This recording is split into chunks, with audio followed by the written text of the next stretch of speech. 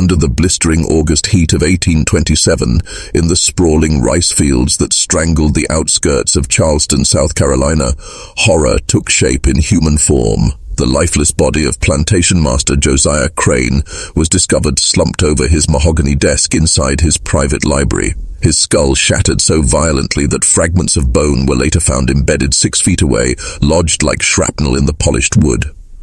The coroner's report, now brittle and yellowed in the Charleston County archives, reads like something from an autopsy of a monster's work. Cranial collapse, bone compression, trauma inflicted by hands of inhuman strength. Physicians who examined the corpse whispered the same thing: no ordinary man could have done this. There was only one name on every trembling tongue that night: Sarah Drummond. A towering woman, 6 feet 8 inches tall, weighing over 240 pounds of solid carved muscle, and now vanished into the August dark without a single footprint left behind. For generations her name has lingered in Charleston's humid air, suspended between history and nightmare. Scholars have argued, skeptics have doubted, and preachers have warned that she was nothing more than a fever dream born of guilt and superstition. But the paper trail disagrees. The bills of sale, the eyewitness testimonies, the medical ledgers, all whisper the same conclusion. Sarah Drummond was real, and what happened in that library was not a random act of savagery.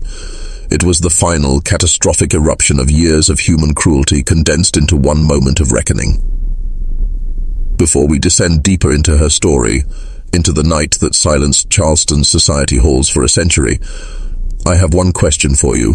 If tales of buried history, true horror, and human vengeance ignite your curiosity, then hit subscribe right now. Drop a comment below telling me where, city or state you're listening from, because every voice matters when we unearth the dark veins of forgotten America. I read each one, and it reminds me that these lost stories, these bones beneath the floorboards, still reach across time. Now, let's turn back the clock to when the nightmare was still dressed as normal life. The story of Sarah Drummond does not begin with murder. It begins with money. In the spring of 1823, Charleston's harbor roared with the sound of chains and sails. Merchant ships from the Caribbean, from West Africa, from the tobacco-rich lands of Virginia arrived in endless waves, each one delivering its cargo of human lives to the markets along Chalmers Street and Gadsden's Wharf. Charleston was no mere port. It was the beating heart of the American slave economy, a city that thrived on the sale of flesh, trading men, women, and children as efficiently as bales of cotton or barrels of rice. But the rice plantations surrounding the city were something far worse, a slow-motion death sentence. Unlike the inland cotton fields, these plantations demanded that enslaved people stand waist-deep in stagnant swamp water, surrounded by mosquitoes carrying malaria, by snakes, and by the silent, waiting jaws of alligators. The mortality rate was staggering. Historians estimate that nearly 30% of enslaved workers on these plantations perished within their first year. The work was relentless, the deaths constant, forcing owners to buy replacements just to keep their profit alive. And so, a grotesque economy flourished. Slave traders roamed the South, hunting for the strongest bodies, the toughest lungs, the most unbreakable flesh. Once in a while, they found someone different. Someone who could be displayed, sold, and exploited for a price that made even rich men tremble. In March of 1823, a dealer named Caleb Rutherford arrived in Charleston with a coffle of 37 souls shackled from Virginia and North Carolina. Among them was a girl, 19, maybe 20, who drew every eye in the marketplace. She was massive, nearly 7 feet tall, with a body built like forged iron, her shoulders wide enough to eclipse the doorway she ducked through. Witnesses said her hands were so large they could cradle a man's skull like a fruit. The auctioneer wrote her name simply: Sarah. No surname, no history, no freedom, just a name. One that Charleston would never forget. She was born beneath the faded Carolina sky on a forgotten patch of farmland in Piedmont, North Carolina, the child of an enslaved woman whose name time itself erased. What the records do tell us is that Sarah was not like other children. She carried within her body a strange, unstoppable force. what modern science would call pituitary gigantism, a disorder born of a pituitary tumor flooding the body with growth hormone. But in the 1820s, there was no such word as disorder. There was only fear. To those who saw her, Sarah was not human affliction. She was anomaly, spectacle, curse, prophet. The auction was held on a suffocating Tuesday morning in late March, the kind of day when the air itself feels heavy with sweat and sin. The sale house on Chalmers Street overflowed with planters, merchants, and thrill-seekers who had come to witness the rumor, the towering woman said to be unlike any the South had ever seen. When Sarah was led to the platform, wrists and ankles shackled in iron, a low tremor passed through the crowd like the sound of a gathering storm. She stood taller than the auctioneer himself, James Vanderhorst, a man whose voice had sold thousands of human beings into bondage, and even he would later confess that he had never seen such a figure of flesh and bone. The bidding began at $400, a small fortune, then rose like a fever. 800, 1,000, each shout sharper, greedier, hungrier than the last. To these men, she was no longer a woman. She was an investment, an exhibition, a creature meant to draw gasps and visitors. In that crowded room, humanity was stripped and replaced with price tags. The final offer came from a quiet man standing at the back. Josiah Crane.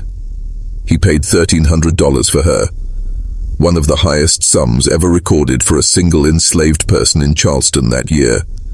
Crane was a rice planter, owner of Marsh Bend Plantation, some 18 miles southwest of the city, a labyrinth of tidal swamps and rivers that twisted through the low country like veins of slow-moving poison. He was 42, a widower, a man both feared and respected, known for running his estate with what others called discipline, but what his workers knew as cruelty. His word was law, his punishment legend. As Sarah was dragged from the block, a leather collar pressed against her neck, seared with Crane's property mark, witnesses said she made no sound. Not a cry, not a plea, not even a breath of resistance. Her silence was terrifying, deeper than defiance, colder than surrender. Her dark eyes stared forward with an unreadable calm, her enormous frame moving like a shadow that refused to break. No one in that auction hall could have known what they were watching, the first tremor in a story that would end in death, mystery, and whispers that still haunt the Low Country's marshes. Yet one woman, they say, did know. A free black flower seller who lingered near the crowd was heard to murmur as Crane led his new purchase away. That man just bought his own death. Marsh Bend Plantation was both paradise and purgatory, everything that made the Low Country beautiful and everything that made it damned. The main house rose 2 stories high, gleaming white columns in the Georgian style, its wide veranda gazing over miles of emerald rice fields that reached toward the Ashley River. Behind it stood the kitchen, the overseer's quarters, the barn, the rice mill, and 12 slave cabins, crude, timber-walled boxes with dirt floors and no windows. Beyond those cabins stretched the fields, hundreds of acres of engineered wetlands, stitched together by an intricate web of dikes, ditches, and floodgates, designed to tame the tide itself. It was a masterpiece of human control, and a monument to human suffering. When Sarah Drummond arrived at Marsh Bend Plantation in the damp twilight of late March 1823, the swamps hummed with insects, and the air clung to her skin like wet linen. She was placed in cabin number 7, a cramped wooden structure already shared by 5 other women whose eyes carried the dull flicker of exhaustion. The overseer, Porter Grimble, a thin, jittery man who looked as though he feared his own shadow, was immediately disturbed by what he saw. In a letter to his brother in Columbia, still preserved today in the South Carolina Historical Society archives, Grimble described her as a creature of such unnatural dimensions that she must stoop to enter her quarters, and when she stands to her full height, she resembles some ancient colossus more than a Christian woman. But Josiah Crane had not paid $1,300 for Sarah to toil anonymously in the rice fields. He had purchased her for spectacle. Within mere days of her arrival, Marsh Bend became a grotesque stage, and Sarah, its unwilling centerpiece. Crane began parading her before guests, neighboring planters, Charleston merchants, and itinerant gentlemen drawn by rumor. They came to see the giant woman their host bragged about with the delight of a collector showing off some rare beast. Sarah would be summoned to the main house, forced to stand silently in the parlor or out on the broad veranda under the humid low-country sun. There, Crane ordered her to display her unnatural power, to hoist barrels packed with rice, to lift iron anvils, even full-grown pigs. He would position himself beside her so his visitors could marvel at the grotesque contrast in their stature. Sometimes he'd command her to stretch out her hands, enormous, calloused, trembling, so men could place their own palms within hers and recoil at the difference. One of those witnesses, Dr. Edmund Porcher, a Charleston physician who visited Marsh Bend in May 1823, recorded what he saw in his diary, a passage that still bleeds unease through the page. Mr. Crane has acquired a female specimen of most extraordinary proportions. She stands at least 6.5 feet tall, perhaps more, with hands and feet so immense I could scarcely believe my own measurements. Her strength appears equal to her size. I observed her lift a barrel of rice weighing no less than 300 pounds with frightening ease. Mr. Crane boasts that he has received numerous offers to buy her, but he refuses, as she has become quite the attraction in our county. I confess the sight of her stirred in me an unsettling sensation, as though nature herself had been tampering with her own design, reaching beyond the human form. For Sarah, these humiliations were merely the beginning of her torment at Marsh Bend. When the laughter of guests faded and the carriages rolled away, she was sent back to the rice swamps, to the real labor, the labor that broke even the strongest within months. Rice cultivation in the South Carolina low country was a slow death disguised as work. Before sunrise, the enslaved waded waist-deep into flooded fields, standing for 10 to 12 hours in brackish water thick with leeches, snakes, and water moccasins. The air buzzed with mosquitoes fat with blood, the heat pressed down like a physical weight, and the humidity rising from the swamps turned each breath into a struggle. Sarah's towering body made her both a miracle of endurance and a target of cruelty. She could lift what two men could not. She swung the massive wooden pestles that threshed rice, with a speed that even Grimble, the overseer, admitted was unnatural. Yet her size, her very visibility, ensured she could never fade into the crowd. When Crane wanted to remind his workers of the consequences of disobedience, he chose Sarah, not because she faltered, she rarely did, but because punishing her made a statement. In Crane's twisted logic, if a woman built like a giant could be broken, then none of the others would dare to imagine themselves beyond his reach. And so, night after night, beneath the moaning pines and the whir of insects, the giant woman who had once been a child in Piedmont bore the weight of a world that viewed her not as human, but as property, a spectacle bound in flesh and silence, waiting for the inevitable moment when that silence would shatter. The punishments at Marsh Bend Plantation were not discipline, they were ritualized torture.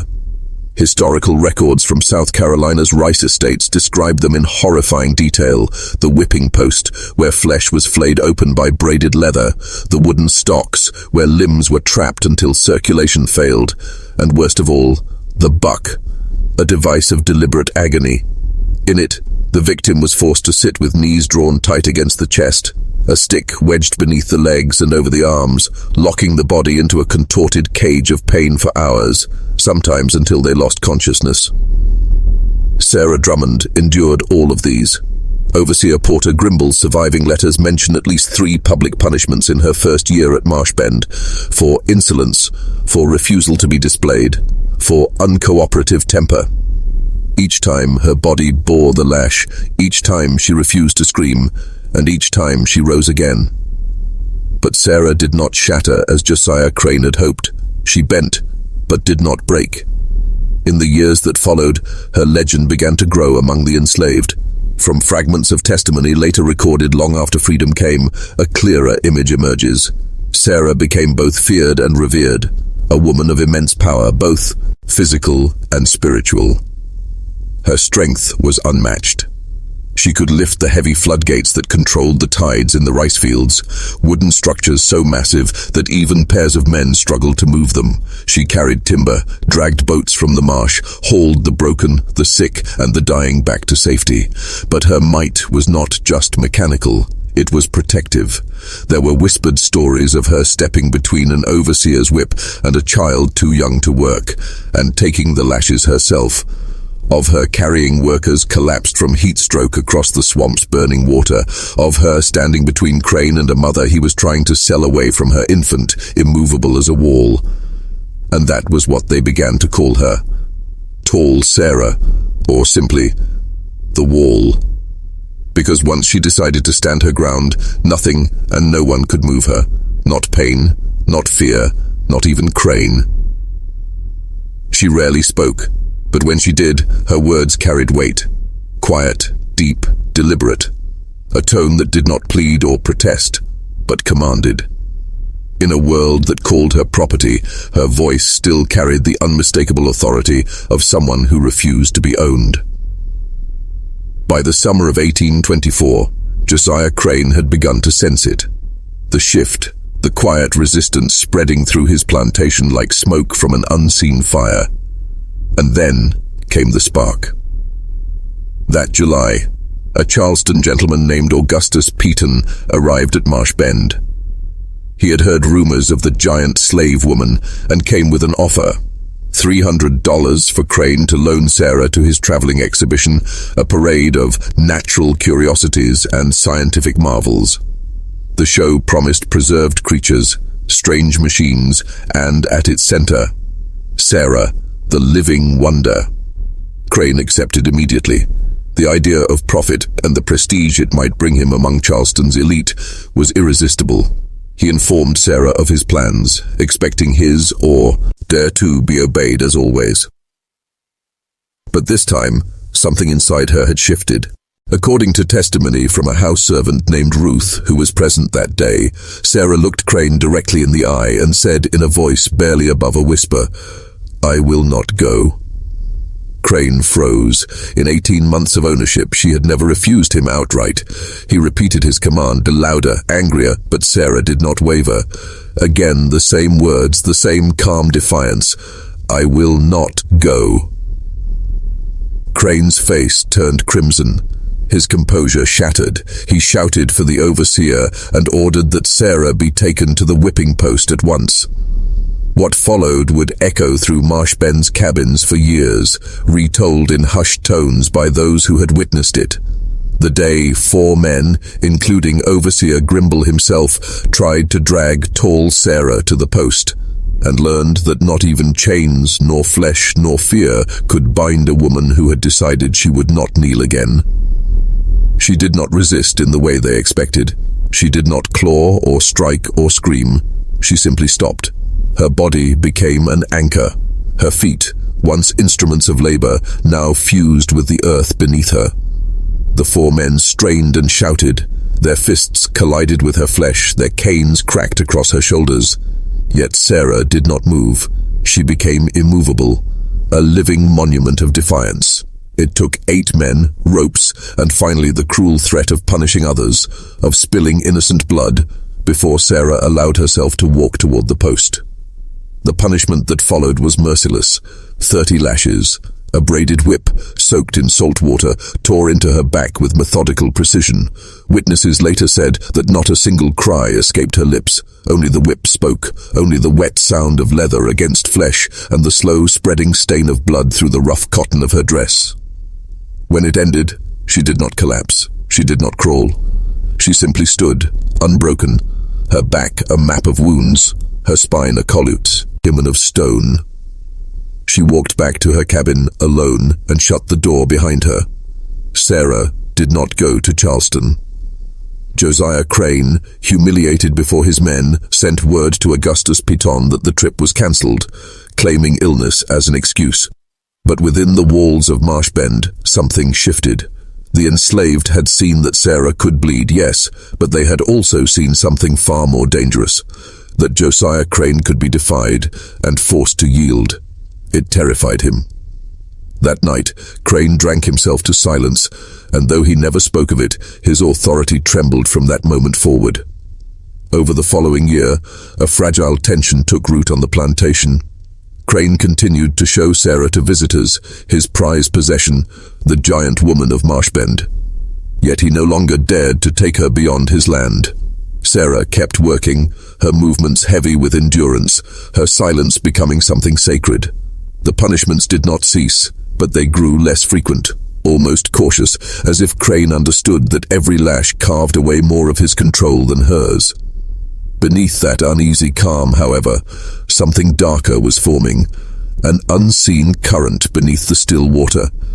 It began quietly, in the spring of 1826, when Sarah became pregnant. The father's name was never written in any ledger, but the voices of those who lived and suffered at Marshbend remembered him. His name was Marcus, a carpenter, about 30 years old, brought from Georgetown 2 years before Sarah's arrival, a man of measured words and skilled hands who could rebuild what others had destroyed. He had once been a husband and a father before the slave market stole his family and left him hollowed by grief. Their bond was not born of desire, but of recognition. Two souls carved from the same sorrow, meeting in the quiet corners of a brutal world. They would sit together at dusk when the rice fields shut, immured under the dying light, and speak in low tones. Marcus spoke of bridges and floodgates, of the mills he had repaired. Sarah listened, always listening, to stories of things built, things that endured. When she learned she was carrying his child, word rippled through the quarters. A pregnancy on a plantation was never just personal. It was political, dangerous, sacred. It meant a flicker of hope in a place that thrived on despair, the promise of continuity in a world designed to erase. But it also meant peril. A child could be bartered, torn away, used as leverage. And under the rule of Josiah Crane, a man already humiliated by Sarah's defiance, that fragile spark of new life carried the scent of coming tragedy. When Sarah's body began to swell with new life, it seemed less a blessing than an omen. From the very start, her pregnancy bore the weight of danger. The same immense frame that had once made her a spectacle now made her own body a battleground. Every step became a test of endurance, yet, as with all enslaved women, there was no mercy, no reprieve. She toiled in the sweltering rice fields through those early months, her hands submerged in brackish water, her back bent under the same merciless sun. But soon, even the strongest among the enslaved began to see what she tried to hide. Sarah was slowing. She would pause mid-task, her vast hands clutching the small of her back, her face betraying, for the first time, a flicker of pain. Josiah Crane noticed as well, though not with compassion. To him, Sarah's condition was not a burden. It was an investment. A pregnant slave meant another asset, another life to own, to display, to sell. He began boasting to guests about the child that grew inside his giantess. He predicted with grotesque fascination that the baby would be enormous, a rare specimen worth a small fortune. The servants who overheard these words carried them back to the quarters, and when they reached Sarah's ears, they froze her from within. She had survived whips, humiliation, endless labor, but the thought of her child being born into the same horror, raised only to be bartered or beaten, awakened in her something deeper than pain: dread. Marcus saw it in her eyes. He saw the quiet rage that replaced her usual silence. Sarah spoke less than ever, but her stillness had changed. It was colder, heavier. At night, she would sit outside the cabin, her large hands resting on her stomach, staring toward the master's house with an expression so grim that even the boldest among the enslaved would not disturb her. By November of 1826, as her body swelled beyond what seemed possible, Crane ordered her away from the flooded fields. She was given lighter duties, shelling rice, mending torn garments, tending the small kitchen garden, but even these tasks strained her. Still, her presence remained daunting. The kitchen women whispered that when Sarah stood in the doorway, the sunlight disappeared behind her form. The birth came in the dead of winter, January 1827, on a night when the cold sliced through the thin wooden cabins like knives. Sometime after midnight, Sarah's cries broke the silence. Two elder midwives, Hester and Dina, came running with what little they had: old linens, boiled water, trembling hands. For hours, Sarah battled through a labor that seemed to tear her in two. The woman who had never made a sound under 30 lashes now screamed so loud that the echoes reached the main house. From his bed, Josiah Crane stirred. He lit a lantern and walked into the icy dark, drawn by her voice. He stood outside cabin number 7, watching his own breath cloud the air, listening to the screams of the woman he owned. Then, just before dawn, the cries changed. The agony gave way to the fragile wail of new life. Sarah had brought forth a son, a boy, large and strong, nearly 11 pounds, yet miraculously healthy. When his first cry, I rose. Hester later swore she saw Sarah's tears fall for the first time. She held him to her chest, trembling, whispering words no one else could hear. Moments later, Marcus entered the room, silent and wide-eyed. He stood beside her, gazing at the child, his child, and something unspoken passed between them. It was not joy, it was understanding, a decision. Sarah named the boy Jacob, a name of faith, a name of survival, a name that, in the shadow of Marshbend, would soon carry the weight of blood and memory. Among the enslaved, the name Jacob carried weight, a name whispered through generations, bound to struggle, survival, and the faint echo of deliverance. For a fleeting season, perhaps the only one of her life, Sarah knew something close to joy within the rough-hewn walls of Cabin 7. She would nurse Jacob through the humid nights, his small breaths soft against her chest, and sing to him in that deep, resonant hum, a sound like thunder rolling across distant swamps. Marcus, quiet and patient, carved tiny animals from scraps of pine, a bird, a dog, a turtle, gifts for a child who would grow up in chains but be surrounded for a moment by love. He even built a cradle, smooth and sturdy, placing it near their bed so Sarah could reach Jacob with a touch in the dark. But beyond that fragile peace, Josiah Crane was watching, always watching. By the summer of 1827, the boy was 6 months old, big for his age, broad-shouldered, curious. He laughed often, reached for things with eager fists, and had a smile that softened even the most hardened faces in the quarters. Sarah had returned to work, lighter tasks, shelling rice, tending small fires, hauling bundles, but she kept Jacob with her whenever she could. She tied him to her back with a length of cotton cloth, his small weight pressing against her spine as she bent, lifted, and carried. Marcus, determined to protect what little they had, rebuilt their cabin. Using leftover boards and his carpenter's skill, he crafted a real door with a latch, a single window return, with crude shutters, small defenses against a world built to break them. It was still a slave's dwelling, still part of the machinery of bondage, but it was theirs. Inside, with their hands and their hope, they built something that resembled a family. Then, fate turned cruel. In Charleston, Crane's empire was collapsing. The rice markets had grown erratic. His ships, his great investment in coastal trade, had failed disastrously. Creditors were closing in. Letters arrived daily, written in sharp, threatening tones. By July, he faced ruin, the loss of Marshbend, his fields, his status. But for men like Crane, ruin had a ready solution. Sell flesh, sell labor, sell lives. He calculated with cold precision. 5 or 6 enslaved people could balance his debts, perhaps even restore his standing. The only question was, who would be sold? It was a Tuesday, thick with heat and the sour scent of swamp air, when Nathaniel Gadden rode into Marshbend. Gadden was infamous, a trader with a reputation for ruthlessness and greed. He prowled the low-country plantations like a vulture, buying enslaved men, women, and children from planters desperate for cash, only to resell them in Georgia or Florida. Families meant nothing to him. Tears meant less. He and Crane spent hours walking the grounds, inspecting bodies, discussing ages, strengths and skills like farmers assessing livestock. Their voices carried through the humid air, casual, calculating, inhuman. Then, as they passed the kitchen garden, Gadden stopped.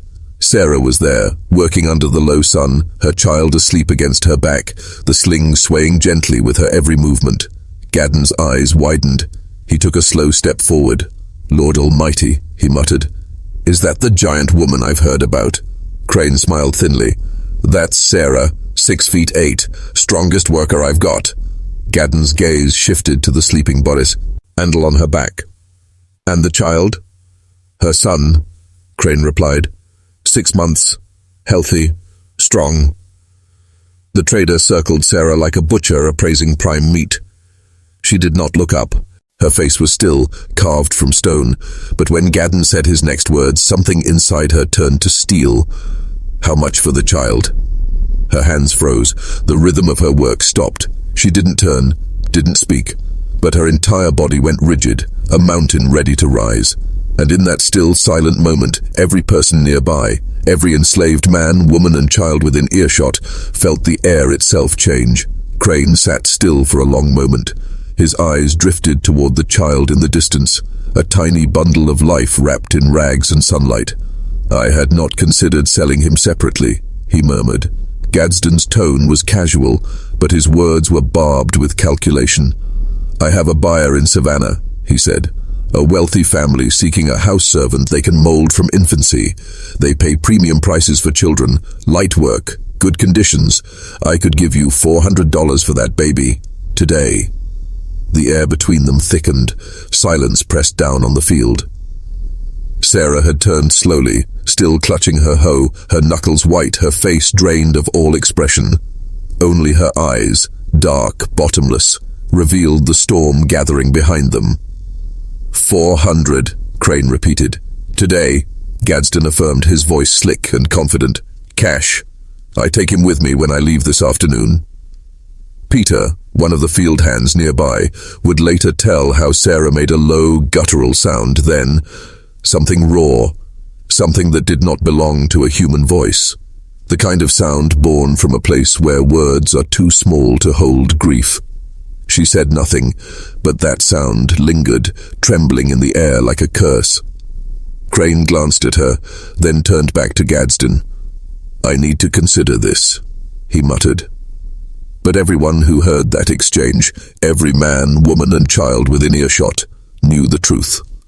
Josiah Crane needed $400 more than he needed to keep a bogged-down, 6-month-old baby on his plantation. It was not a question of if, only when. That night, in the cramped darkness of Cabin 7, Sarah and Marcus whispered in desperate urgency. No one knows exactly what they said, only that their voices rose and fell in prayer, in planning, in fear. What they decided beneath that leaking roof would echo for generations. By dawn on August the 13th, 1827, Marcus was gone. He had vanished into the night, taking nothing but the clothes on his back and a fire in his chest. To run was peril enough. To run from Marsh Bend was suicide. The Low Country was a labyrinth of swamps and patrol roads. Slave catchers prowled every trail with dogs bred to taste human scent and guns ready to kill. The punishment for capture was designed not just to wound, but to destroy. Yet Marcus did not run alone. Hidden in the lining of his coat, stitched there by Sarah's trembling hands, was a hand-drawn map, a careful rendering of every road, river and path between the plantation and Charleston. Alongside it lay a folded letter. Its ink was smudged from her tears, its words carved out of desperation. It was addressed to any man or woman of conscience in Charleston, and it told of a master planning to sell an infant, a baby barely 6 months old, and begged for mercy, for help, for anything that might stop it. It was a reckless plan, almost certainly doomed, but it was the only thread of hope they had left. Crane was notified of Marcus's disappearance just after sunrise. His fury was volcanic. He bellowed for Overseer Grimball, demanded horses, hounds, guns. Riders were sent toward Charleston. The swamps churned with men and dogs. By noon, the dogs had found him. 8 miles from Marsh Bend, Marcus had tried to cross a shallow creek. The soft mud betrayed his footprints, and the hounds descended. They tore into him before the men arrived, his arms and legs redded, his blood mixing with the water. They dragged him back to the plantation, bound in ropes, his body bleeding, his spirit unbroken. What happened next would fracture the community. Whispered about in the quarters, debated in courtrooms, and recorded in testimonies that would shift and change with every retelling, but all agreed on one thing, that from that day forward, the air at Marsh Bend carried a new kind of silence, the kind born not from peace, but from horror. Crane gave the order without hesitation. Marcus was to be taken to the whipping post, immediately. There would be no trial, no deliberation, no mercy. Crane declared that he himself would wield the lash, and that this punishment would be a spectacle, a lesson carved into flesh for every soul on the plantation to remember. The enslaved were summoned from the fields, from the kitchens, from their cabins, until the air itself trembled with fear and the sound of shuffling feet. Sarah was dragged to the front. Jacob clutched against her chest, his tiny heart pounding in rhythm with her own. The scene that followed was something torn from the darkest chambers of human cruelty. Marcus was stripped to the waist and tied to the post with coarse rope that bit into his skin. The whip, thick leather hardened by years of use, was placed into Crane's hand. He raised it once, testing its weight, and then the first strike came down with a sound like thunder cracking across the earth. 50 lashes, he had decreed. 50, to make an example. Blood appeared on Marcus's back by the 5th blow. By the 10th, his flesh had begun to tear apart in long crimson ribbons. By the 20th, his voice had gone silent, his screams swallowed by the heat and dust, his body hanging limp, kept upright only by the ropes that bound him. And through it all, Sarah did not move. She held her child tightly, her face a mask of stone carved from generations of endurance. Jacob wailed, terrified by the sound of leather striking flesh, but Sarah's eyes never wavered. Witnesses would later swear that even as Marcus drifted in and out of consciousness, his eyes sought hers, that in his last lucid moments, his gaze locked with hers, as if drawing strength from her silence. When Crane was done, the air smelled of blood and sweat and something metallic like rust and heat. Marcus was untied, his body falling limp into the dirt before being dragged away to his cabin. Crane, flushed and sweating, turned to the crowd, his shirt spattered with red. His voice was hoarse, but it carried with a terrible authority. Anyone who dared to help a runaway, anyone who so much as held knowledge of escape without reporting it, would face the same fate.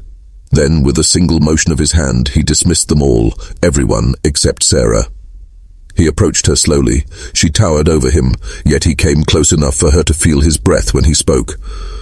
"Tomorrow morning," he said coldly, "Mr. Gadsden returns. He will take your son. You will hand the child over without a word. If you resist, if you make a scene, Marcus will be beaten again, and this time he will not live through it." Sarah said nothing. Her silence was heavier than the air itself. She simply stared down at him with those unblinking eyes, eyes that carried both the weight of despair and the whisper of something ancient, something waiting. Crane, unsettled, turned sharply and walked away toward the main house, leaving her standing alone beneath the oppressive southern sun. That night, the entire plantation sank into a silence that felt unnatural, as if even the swamp itself held its breath. Cabin 7 glowed faintly from a single lamp as Sarah sat on the floor, Jacob asleep in her arms, her body rocking in slow, rhythmic motions that seemed more ritual than rest. Across the yard, Marcus lay face down on a straw pallet, his back slicked with grease and crushed herbs by the trembling hands of those who tended to him, drifting between agony and delirium. In that big house, Josiah Crane sat in his library, surrounded by ledgers and the ticking of a grandfather clock. The brandy in his glass caught the light of the lamp as he calculated figures, his mind fixed on the $400 that would soon relieve his debts. Occasionally, he looked toward the darkened slave quarters through the window, his face tight with something he could not name: guilt, fear, or both. He told himself he was doing what was necessary. But the night was not done with him, for beyond the stillness, beyond the lamplight, something ancient and unyielding was stirring. None of them, neither Sarah in her cabin, nor Marcus gasping for breath, nor Crane behind his desk, could know that before the next dawn, Marsh Bend would be a place of blood, terror, and a legend that would echo through centuries. The date was August the 14th, 1827, hot, airless, and heavy with the promise of retribution. The kind of summer morning that seemed to crawl straight out of a fever dream, the air so thick and wet it clung to your lungs, the kind of heat that made breathing itself feel like drowning. Over the endless sweep of the rice fields the sun rose red, not gold, not soft, but blood red, filtered through the swamp's rising mist. Later the witnesses would swear that the dawn itself had been an omen, that the world had whispered a warning before the horror began. Sarah awoke before first light, as she always did. The day had not yet begun, but she already knew what it would take from her. She nursed Jacob in silence, changed his linen, dressed him in the cleanest garment she had, a small cotton gown she had sewn by hand. She held him for a long while, whispering things too soft for any ear but his. Then, with movements deliberate and slow, she laid him in the wooden cradle Marcus had built, his last creation before his body was broken. Then she walked out to the garden and began to work. All morning she moved like a spirit bound to ritual. Her hoe struck the soil with the steady rhythm, her face blank, her body precise. She neither spoke nor glanced at anyone. Even when others approached, women who wished to offer comfort, who wished to hold her, to say something, she did not hear them. It was as if Sarah had retreated to some dark, unreachable chamber within herself, beyond the world's touch. By mid-morning, the sound of wagon wheels broke the silence. Nathaniel Gadsden had arrived. The trader stepped down, his boots sinking into the marshy earth, his assistant, a nameless young man, following behind. He went straight to the main house where Crane waited, and together they sealed the transaction. $400 in cash. In exchange, one infant. Name, Jacob. Age, 6 months. Status, property of Josiah Crane. Now sold. At noon, the command went out. Sarah was to bring the child. The message was carried by Ruth, a trembling house servant who found her in the garden. "It's time," Ruth said, and Sarah, to everyone's astonishment, only nodded. She did not cry. She did not curse. She placed her hoe in the dirt, wiped her hands on her dress, and walked back toward cabin 7. A few minutes later, she emerged holding Jacob. The baby was awake, his wide eyes full of light, reaching toward her necklace as she carried him. Sarah began her slow walk to the main house. She did not hurry. She did not falter. She crossed the open yard with the calm of someone who had already stepped beyond grief. The others watched in silence, many weeping, others whispering prayers, as she ascended the wooden steps and disappeared into the house. What followed, pieced together from Ruth's trembling testimony and Overseer Grimble's later account, would haunt Marsh Bend forever. Sarah entered the library, the air heavy with brandy and sweat. Crane stood by the desk, Gadsden beside him, hat in hand.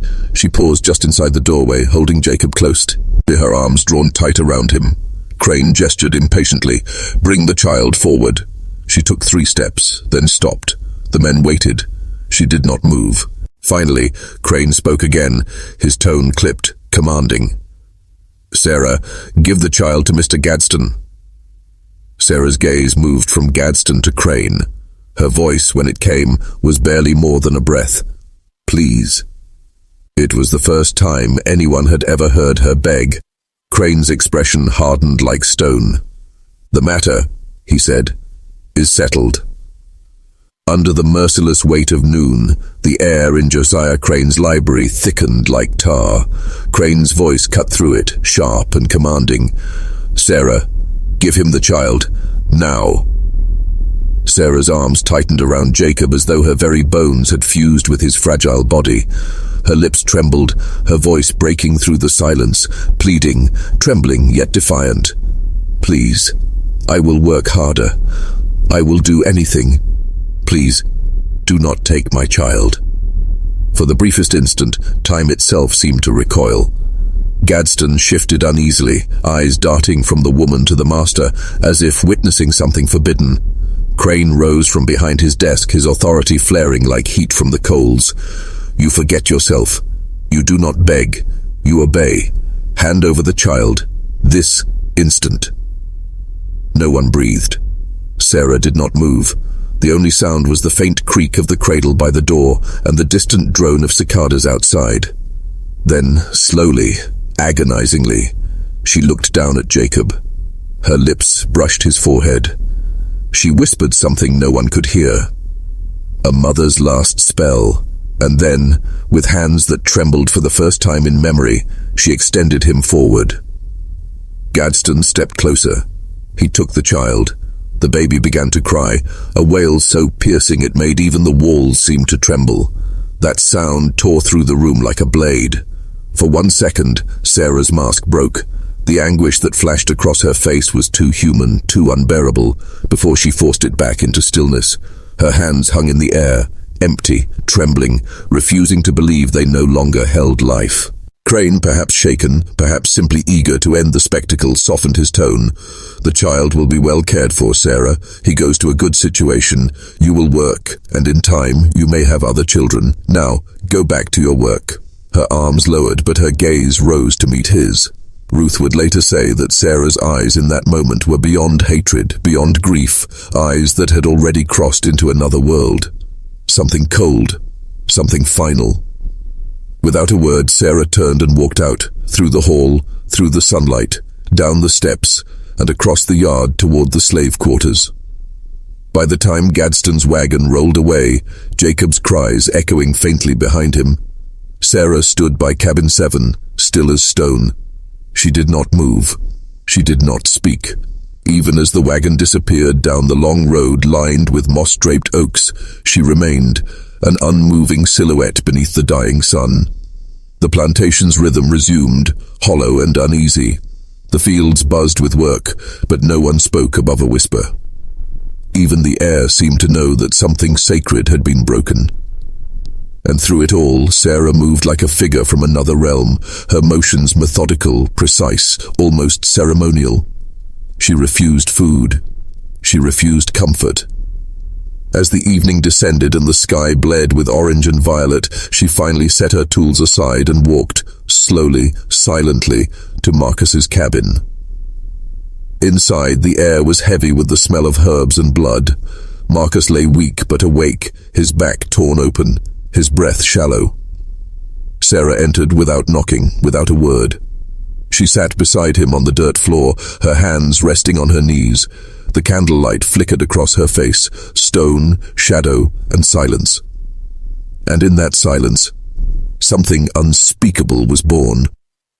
According to the whispers of those who lay motionless in the shadows of that cabin, eyes closed, hearts alert, pretending to sleep, Sarah and Marcus spoke in hushed, trembling tones for nearly an hour. No one ever wrote down their exact words.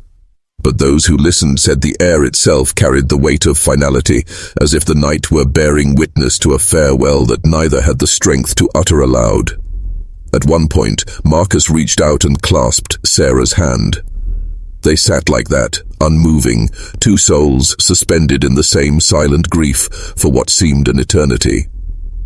When Sarah finally rose to leave, Marcus's voice broke the stillness, a single sentence, heavy as prophecy. "You do what you have to do." She walked back to cabin 7 beneath the thick, suffocating darkness of the South Carolina night. She didn't eat. She didn't speak. She sat on the floor with her back to the wall, eyes fixed on the cradle Marcus had built, the cradle that now stood hollow, waiting for a child who would never return. The flickering light of a single candle traced the sorrow on her face, making her appear almost spectral, caught between the living and the dead. Around 9 o'clock, she rose. She blew out the candle, plunging the room into blackness, and stepped outside. Several witnesses later swore they saw her, a tall, unmistakable figure gliding across the plantation grounds toward the main house, her movements slow, deliberate, unearthly. One man, an aged field hand named Solomon, claimed he called out to her, his voice trembling in the dark. She gave no reply. She never even turned her head. She just kept walking. At roughly 9:30 p.m., the exact moment the clock in Josiah Crane's library would later be found stopped forever, Sarah Drummond entered the main house through the kitchen door. Marsh Bend was unusually still that night. Crane had dismissed most of the servants early, leaving only two behind, Ruth, the young housemaid, and Isaac, the old butler. Crane himself sat alone in his library, the same room where just 9 hours earlier he had torn Jacob from Sarah's arms. He was bent over, his account books, a glass of brandy at his elbow, calmly recording a new entry. $400. Sale complete. Upstairs, Ruth prepared the bedrooms for the night. Isaac, out in the detached kitchen, scrubbed pots and plates, oblivious to the quiet footfalls slipping through the shadows of the main house. None of them saw Sarah move like a phantom through the corridors, making her way toward the library door. What followed has been pieced together from evidence, bloodstains, shattered glass, and the trembling words of those who came after. But the most crucial account came from Ruth, the only one who heard it unfold. 3 days later, she told the Charleston magistrate that she first heard Crane's voice, sharp and commanding, echoing from below. He wasn't quite shouting, but the fury in his tone was unmistakable. Then came another voice, low, steady, familiar, Sarah's.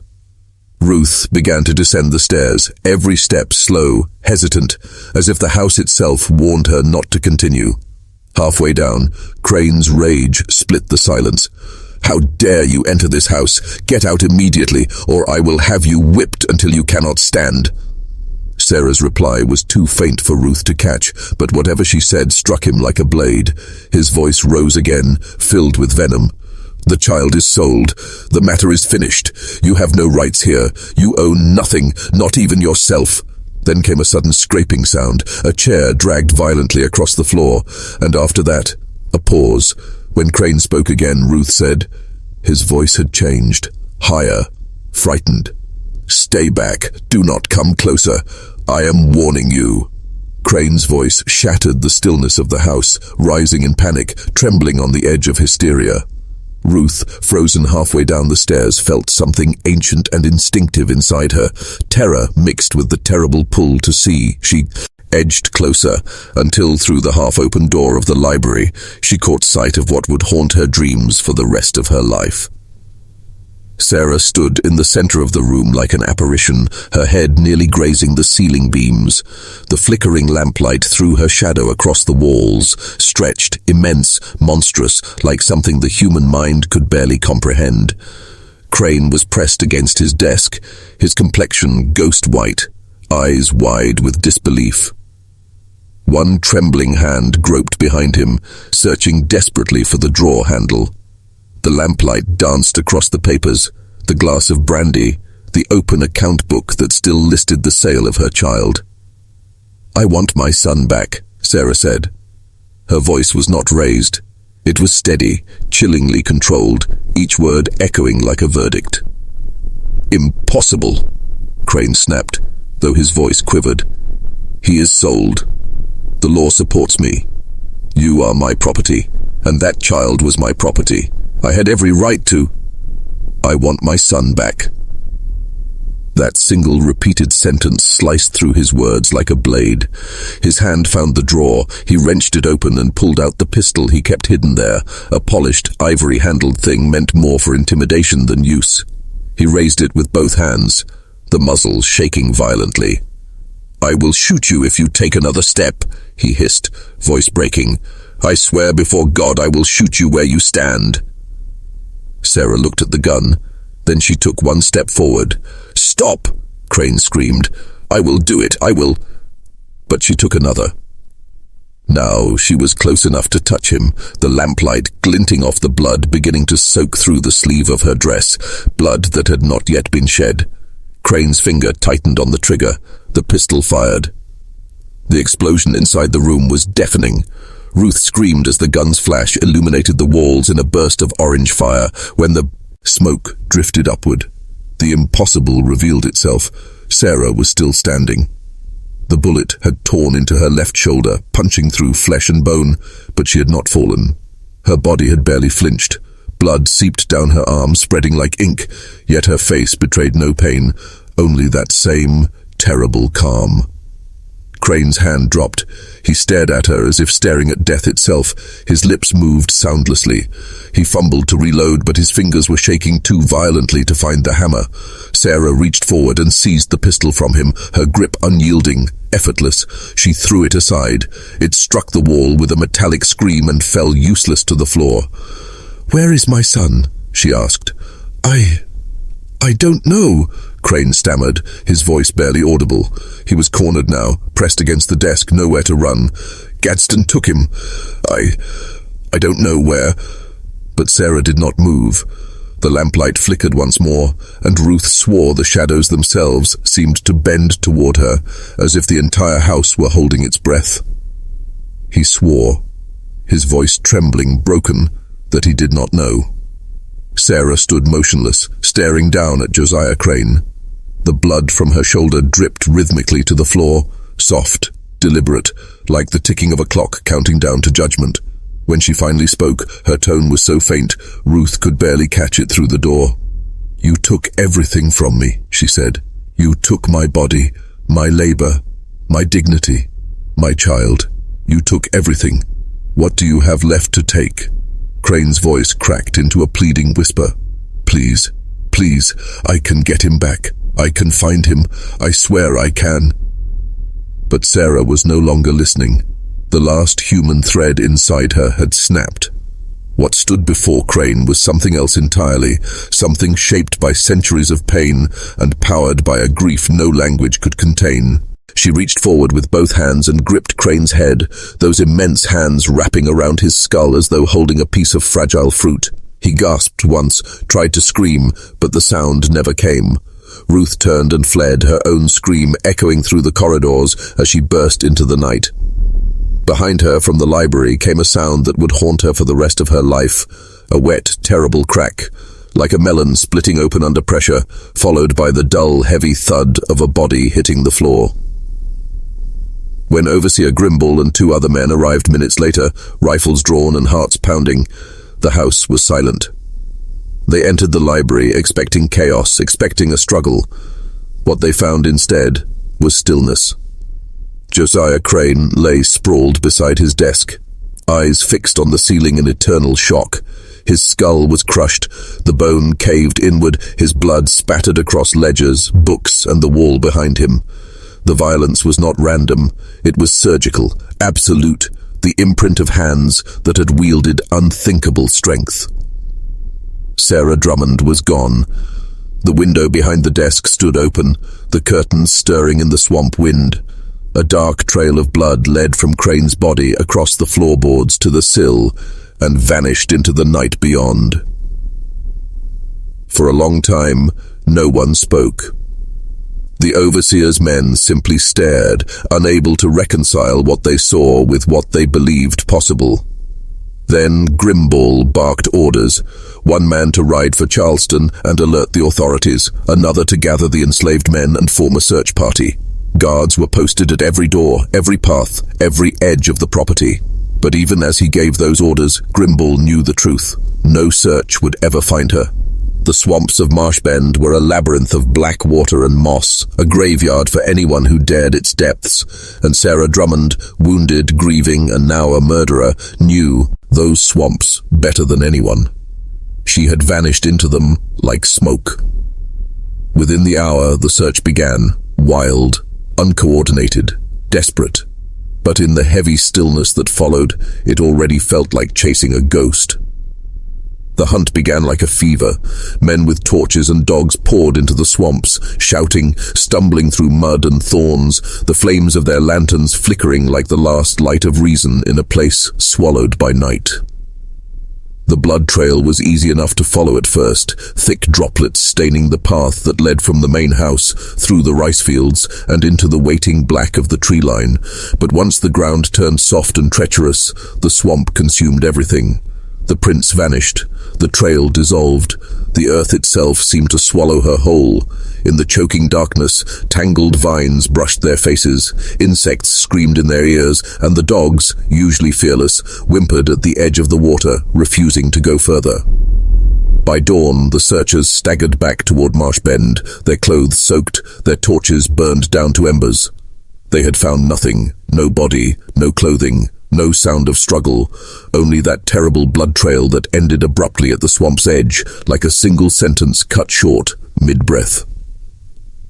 August 15th, 1827.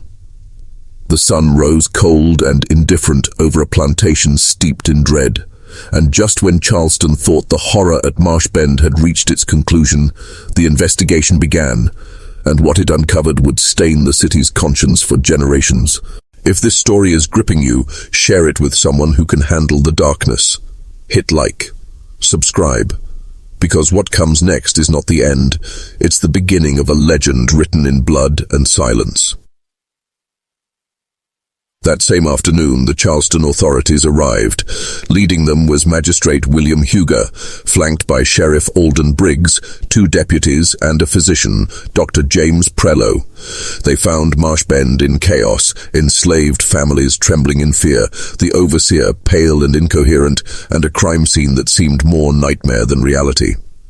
Dr. Prello's examination of Josiah Crane's body was clinical, yet chilling.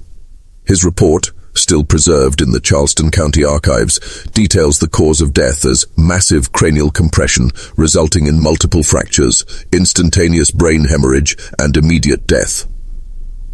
But it was the impressions on the skull that unsettled even the doctor. The indentations corresponded to fingers, massive, elongated, and spaced far wider than those of an ordinary man. The conclusion was inescapable. Crane's skull had been crushed by human hands, but by hands of extraordinary strength. The investigation's first focus was the impossible, finding Sarah Drummond. Yet as the days stretched into weeks and the swamps refused to give up their secrets, attention turned inward. Testimonies began to pour in, fragments of a portrait painted in fear. Ruth, trembling before the magistrate, told of the confrontation, the gunshot, and the sound that followed, a sound that would haunt her dreams forever. Isaac the butler confirmed hearing both the gunshot and the crash of breaking glass. Others spoke of Sarah's towering frame, her strength beyond comprehension, her endurance through years of cruelty, and the unbearable moment she lost her child. When they found the pistol lodged in the wall behind where she had stood, the story grew more tangled. The shot had struck her first. She bled before she killed him. The implication was monstrous. Had an enslaved woman acted in self-defense? Could she? The law said no. But in that humid Charleston courtroom, even the hardest men hesitated to say it aloud. Marcus was questioned for hours. Broken, half-healed from his punishment, he insisted he had never left his cabin. The other enslaved witnesses backed his story. The magistrate could find no proof otherwise. Still, suspicion lingered like the stench of blood in the library. And as word of the killing spread through Charleston and beyond, the story of Sarah Drummond became more than a murder. It became a curse whispered in drawing rooms, a nightmare that prowled the edges of polite society, a reminder that beneath the surface of southern gentility, something ancient and furious had awakened. The story spread through the low country like wildfire, dividing the public, igniting terror in some and defiant whispers in others. Among the wealthy plantation elite, the reaction was immediate and visceral: outrage, disbelief, and fear. Fear that the carefully constructed order they had built, one balanced upon chains, obedience, and terror, was beginning to crack. The idea that an enslaved woman could rise against her master, kill him, and vanish into the night as if the earth itself had swallowed her, it was an unthinkable affront to their sense of control. In frantic response, emergency meetings were convened across Charleston's drawing rooms and courthouse halls. Armed patrols were doubled. New curfews were imposed. The already suffocating laws governing enslaved lives became tighter, crueler, more desperate. But outside those marble halls, in the quarters and the hidden alleys of the South, the story carried another pulse, one that beat with quiet, dangerous hope. Among free black families and abolitionist circles, Sarah's name began to morph into something larger than life. To some, she was an emblem of rebellion, proof that even the most oppressed could strike back. To others, she was a prophecy, a dark omen of the inevitable violence that slavery itself would breed. And to many, she was simply a mother, broken, grieving, and pushed beyond human endurance.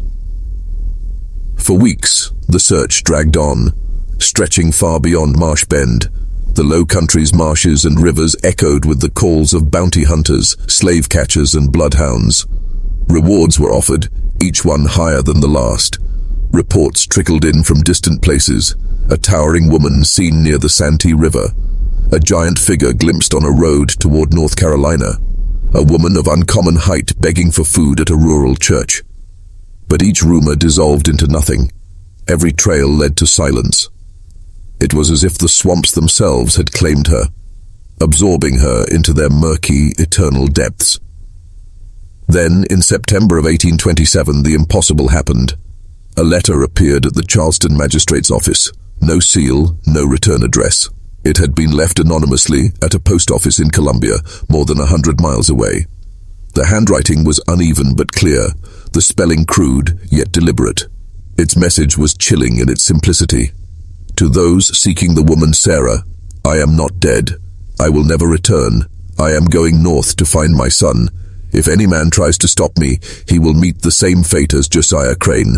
Do not follow me. The letter bore no signature, yet Magistrate William Huger was convinced of its authenticity. The tone, the iron resolve, the simmering fury. It all echoed the woman he had come to know through witness accounts. But its arrival stirred more questions than answers. Had Sarah truly survived her wounds? Had she traveled that far undetected? And most hauntingly, was she still out there, moving north through the forests and rivers, searching for the child torn from her arms? Authorities kept the letter secret. To release it, they feared, would set fire to an already trembling order, inflaming hope among the enslaved and terror among the masters.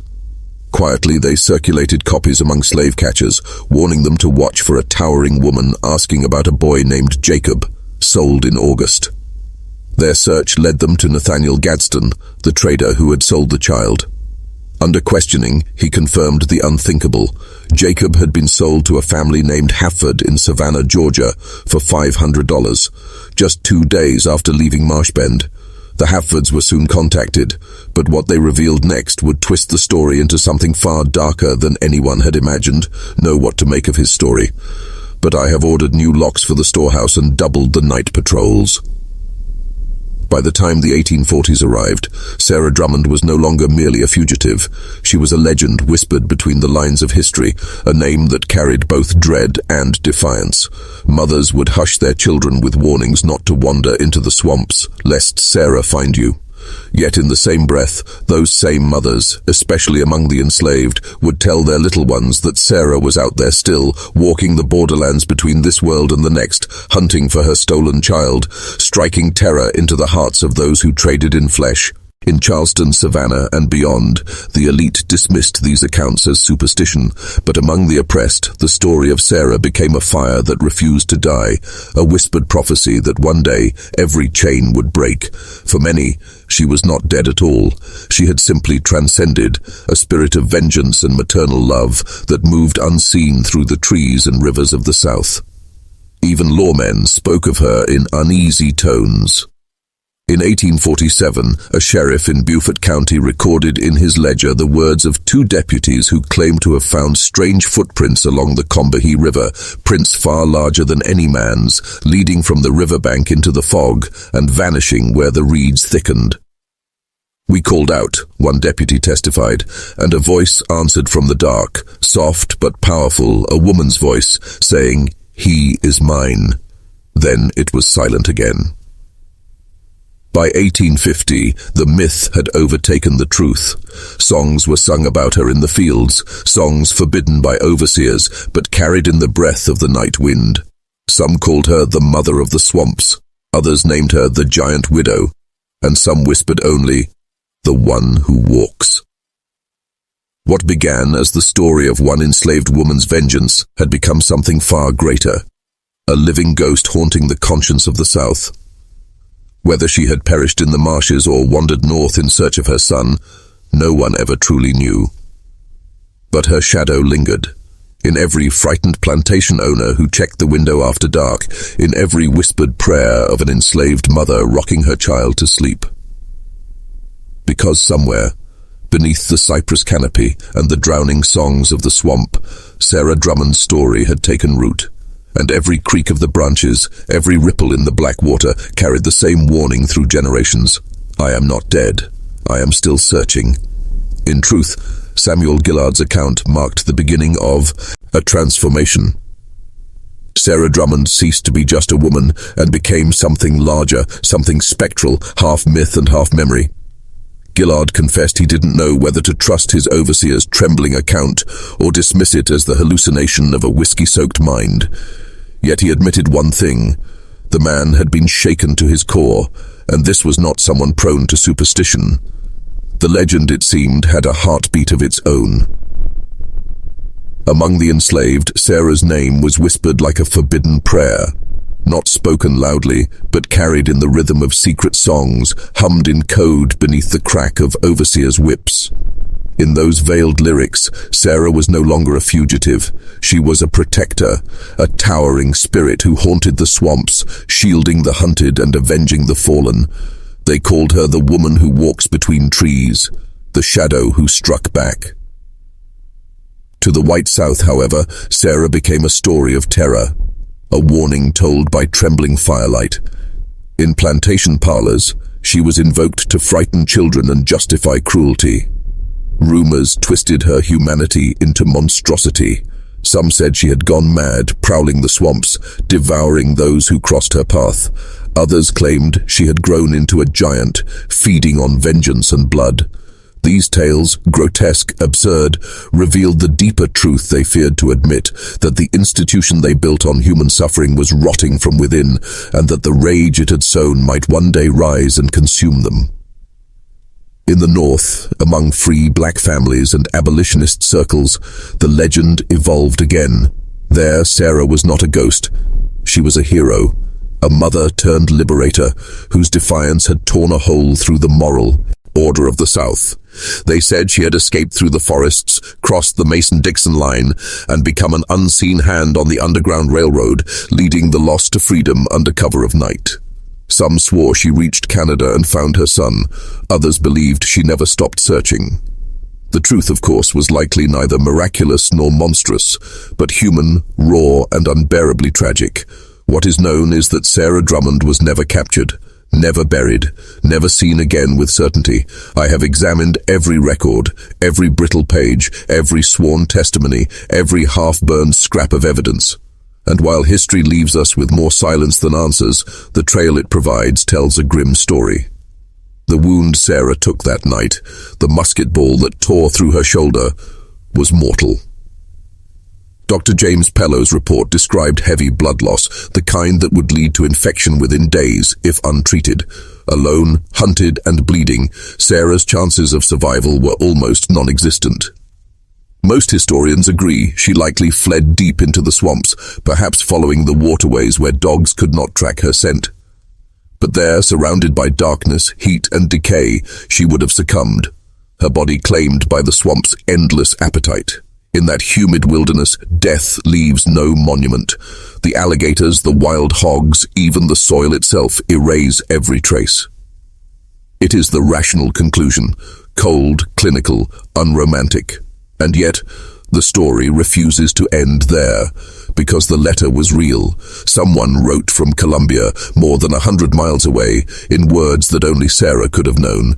And in those few lines, defiant, haunting, almost prophetic, the myth of Sarah Drummond continued to breathe. If Sarah truly perished in the swamps near Marshbend, Then who, in God's name, wrote that letter? The question lingers like a ghost, whispering through the folds of time. The reports from the Underground Railroad operatives cannot be brushed aside as mere folklore. These were not idle storytellers. They were soldiers of conscience, bound by secrecy and sacrifice. They risked their lives for truth, not for fables. And when they claimed to have seen a woman resembling Sarah, massive, silent and scarred, they did not shout it from pulpits or print it in papers. They wrote it quietly, trembling by candlelight, in letters to trusted comrades, in journals meant for no eyes but their own. And yet, one final piece of evidence remains, the strangest and most haunting of all. In the year 1889, 62 years after Josiah Crane's bloody death, a physician in Philadelphia, Dr. Robert Hayes, was called to the bedside of a dying woman. She was elderly, frail, her breath shallow as dust. And as the fever burned through her, she began to speak. What poured from her mouth that night was a confession, or perhaps a revelation. She claimed her mother had been an escaped slave from South Carolina, a woman of enormous size and unthinkable strength who had slain her master in the 1820s. According to her, the woman had fled into the wilderness, surviving for years on instinct and will alone, aided by secret networks of free blacks and Quaker abolitionists. She said her mother searched endlessly for her firstborn, a little boy named Jacob, wandering from settlement to settlement, guided only by memory and faith. She never found him. Broken but unbowed, she had taken a new name, hidden her past, and lived out her remaining years quietly in Pennsylvania, dying in 1867.